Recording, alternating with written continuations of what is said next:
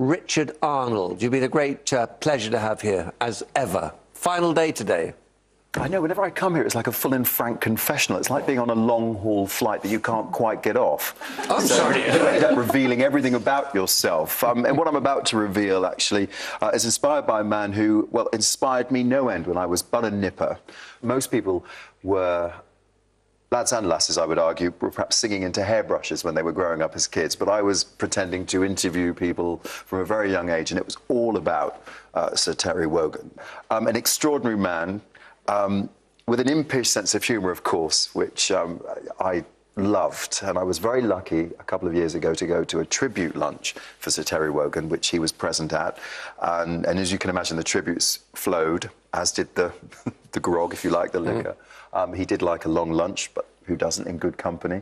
And the tributes obviously were very worthy and very revealing of the man. But my personal favourite was Chris Tarrant, who stepped up to the mic as we were all assembled, paying homage to the broadcaster. And there was a time, of course, when Sir Terry Wogan and Chris Tarrant used to be breakfast radio show rivals. Chris had a huge show in London, and Sir Terry, of course, nationwide.